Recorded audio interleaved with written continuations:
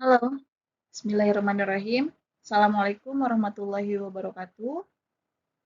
Nama saya Tia Latifatu Sa'diah. Saya mahasiswa doktoral di Universitas Sultan Ageng Tirtayasa, Untirta.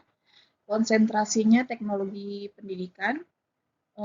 Di sini saya akan menjelaskan, saya akan memaparkan mengenai Human Performance Technology untuk mata kuliah saya, yaitu mata kuliah Teknologi Kerja dan Pengembangan Organisasi.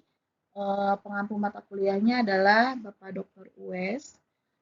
Selanjutnya saya akan coba memaparkan materi mengenai HPT.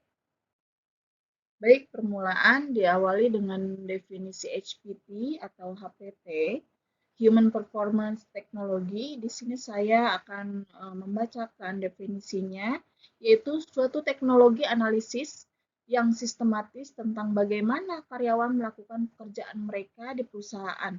Hal ini adalah sebuah solusi yang membantu perusahaan dalam mengembangkan kinerja karyawan menjadi lebih efektif dan efisien. Terlebih lagi kita di dunia pendidikan itu dalam pendidikan harus juga eh, berpikir bagaimana caranya pendidikan itu dikemas secara efektif dan efisien. Nah, di sini bisa menggunakan model HPT.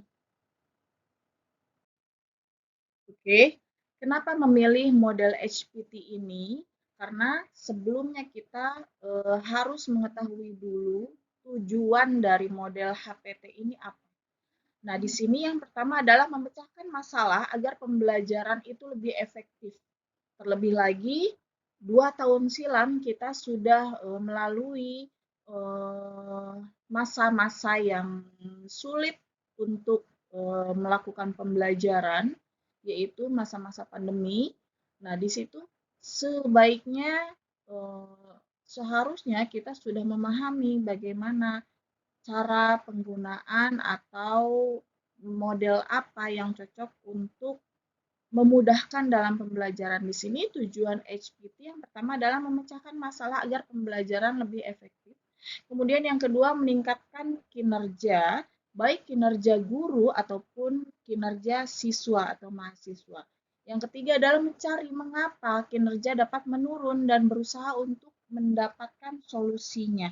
Nah, di sini juga kita harus memahami bagaimana problem solving untuk memecahkan masalah suatu permasalahan yang muncul dalam pembelajaran. Kita harus mencari bagaimana kita bisa uh, tetap berjalan, tetap melakukan pembelajaran dengan cara-cara dan model-model yang memudahkan untuk dilakukannya pembelajaran. Selanjutnya, di sini kita lihat dulu HPT menurut Harles dalam GACE, di sini tahun 1986, Human Performance Technology is defined as the process of selection, analysis, design, development, implementation, and evaluation of program to most cost effectively influence human behavior and accomplishment. Nah, di sini berdasarkan definisi tersebut, Harles menjelaskan bahwa teknologi kinerja manusia merupakan sebuah proses seleksi, analisis, perancangan, pengembangan, implementasi, dan evaluasi program yang paling efektif untuk mempengaruhi perilaku dan prestasi manusia. Dalam definisi ini, dapat dilihat bahwa Harles menekankan pada kita paling pada kata paling efektif. Hal ini menunjukkan bahwa dalam melakukan serangkaian proses dari mulai seleksi, analisis, perancangan, pengembangan, implementasi, dan evaluasi harus memperhatikan unsur keefektivitasan. Berikut adalah desain model HPT, basic HPT model yang tadi sudah saya jelaskan sebelumnya, yaitu meliputi analisis, intervention seleksi, kemudian Implementasi selanjutnya adalah evaluasi. Berdasarkan kajian teknologi yang menggunakan pendekatan sistematis dan sistemik, maka pada prinsip teknologi kerja manusia juga menggunakan prinsip yang diatur oleh seperangkat prinsip-prinsip dasar yang berfungsi untuk membedakan dari disiplin lain dan untuk membimbing praktisi dalam penggunaan. Nah, di sini ada 10 prinsip HPT, di antaranya yaitu yang pertama ada HPT Focus on Outcome atau HPT fokus pada hasil,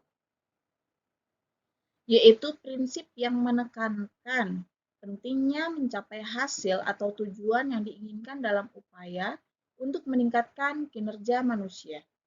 Menetapkan hasil belajar yang spesifik dan dapat diukur seperti nilai tertentu pada ujian, melakukan evaluasi dilakukan untuk apakah hasil yang diinginkan telah tercapai. Jika hasil tidak sesuai, maka harus mencari solusi seperti memodifikasi kurikulum atau menggunakan metode pembelajaran. Prinsip yang kedua adalah HPT Takes a System View atau HPT mengambil pandangan sistem. Prinsip yang kedua ini mengakui bahwa kinerja manusia dipengaruhi oleh banyak faktor yang saling terkait dan saling mempengaruhi. Oleh karena itu, perlu untuk mempertimbangkan semua faktor ini ketika mengembangkan solusi untuk meningkatkan kinerja manusia. Prinsip yang ketiga adalah HPT Adds Value atau HPT menambah nilai. Nah, prinsip yang ketiga ini menekankan bahwa HPT harus memberikan nilai tambah yang signifikan bagi organisasi atau individu yang menggunakan solusinya, memberikan bantuan dana atau beasiswa bagi dosen untuk melanjutkan pendidikan ke jenjang yang lebih tinggi untuk meningkatkan hasil belajar peserta didik. HPT dapat memberikan nilai tambah yang signifikan. Dengan begitu, solusi ini dapat meningkatkan kualitas pendidikan dan membantu peserta didik mencapai potensi terbaiknya. Yang keempat, be systematic in the assessment of the need or opportunity atau menetapkan kemitraan. Mohon maaf, menjadi sistematik dalam penilaian kebutuhan atau kesempatan. Artinya bahwa kita perlu melakukan penilaian yang terstruktur dan sistematis terhadap kebutuhan atau peluang yang ada sebelum membuat keputusan atau tindakan. Hal ini penting untuk memastikan bahwa kita memahami masalah atau peluang secara menyeluruh dan dapat menentukan tindakan yang paling tepat untuk diambil. Oke, yang kelima selanjutnya baru di sini HPT Established Partnership atau HPT menetapkan kemitraan. Prinsip ini menekankan pentingnya untuk membangun kemitraan dan kerjasama yang efektif dengan semua pihak yang terlibat dalam usaha untuk meningkatkan kinerja manusia, terlebih lagi dalam dunia pendidikan. Selanjutnya yaitu be systematic in the analysis of the work and workplace to identify the cause or factors that limit performance, yang artinya menjadi sistematik dalam analisis pekerjaan dan tempat kerja untuk mengidentifikasi atau faktor-faktor yang membatasi kinerja. Sebuah saran atau rekomendasi untuk melakukan analisis secara sistematis pada pekerjaan dan lingkungan kerja dengan tujuan untuk mengidentifikasi penyebab atau faktor-faktor yang membatasi kinerja. Dengan melakukan analisis yang sistematis, manajer atau seorang guru dapat mengidentifikasi faktor-faktor ini dan mengambil langkah-langkah untuk memperbaiki situasi yang menghambat kinerja tim atau yang menghambat dalam pembelajaran. Yang ketujuh yaitu be systematic in the design of the solution atau menjadi sistemik dalam desain solusi atau spesifikasi persyaratan solusi. Nah, di sini sebuah saran atau rekomendasi untuk merancang solusi atau menentukan spesifikasi persyaratan solusi secara sistematis dan terstruktur. Nah, di sini harus diidentifikasi masalahnya yang ingin dipecahkan, kemudian dipahami, dan barulah merancang desain solusi yang mencakup semua fitur dan fungsi yang dibutuhkan untuk menyelesaikan masalah tersebut.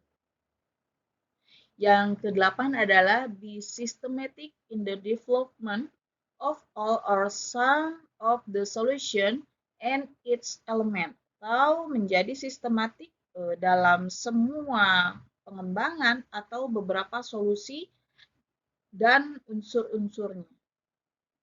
Sebuah saran atau rekomendasi untuk mengembangkan solusi secara sistematis dan terstruktur dengan memperhatikan semua atau sebagian elemen yang ada, di sini dapat memastikan bahwa aplikasi yang dihasilkan memenuhi persyaratan dan kebutuhan dosen dan mahasiswa atau peserta didik. Di sini memiliki arsitektur yang kuat dan fungsional yang tepat, serta meminimalkan resiko kesalahan dan ketidakcocokan pada saat pengembangan dan implementasi. Yang kesembilan, be systematic in the implementation of the solution atau menjadi sistemik dalam pelaksanaan solusi. Oke, di sini adalah sebuah saran atau rekomendasi untuk menerapkan solusi secara sistematis dan terstruktur dengan memperhatikan semua detail yang diperlukan. Di sini dicontohkan seperti e-learning digunakan secara efektif dan efisien. Hal ini meliputi pemilihan teknologi yang sesuai dengan tujuan pembelajaran, memastikan aksesibilitas teknologi dan memberikan pelatihan kepada mahasiswa dan juga dosen tentang cara menggunakan teknologi. Dalam hal ini perlu memastikan bahwa teknologi diimplementasikan dengan baik untuk meningkatkan pembelajaran. Prinsip yang terakhir adalah be systematic in the evaluation of the process and the result, atau menjadi sistematik dalam evaluasi proses dan hasil. Yang artinya bahwa kita perlu melakukan evaluasi secara terstruktur dan sistematis terhadap proses yang telah dilakukan dan hasil yang telah dicapai. Hal ini penting untuk memastikan bahwa proses yang dilakukan sesuai dengan rencana dan tujuan yang telah ditetapkan, serta untuk mengidentifikasi area yang perlu ditingkatkan atau diperbaiki. Di sini juga harus disesuaikan dengan sasarannya, karena harus menyesuaikan dengan karakteristik masing-masing sasaran pembelajaran. Yang terakhir, cukup sekian dan terima kasih. Mohon maaf apabila banyak kesalahan karena saya pribadi masih dalam tahap pembelajaran dan mudah-mudahan materi yang telah saya sampaikan bisa menambah wawasan atau sama-sama kita belajar untuk kita sama-sama memahami mengenai model HPT ini. Oke, mungkin cukup sekian dari saya. Terima kasih. Saya tutup saja. Wassalamualaikum warahmatullahi wabarakatuh.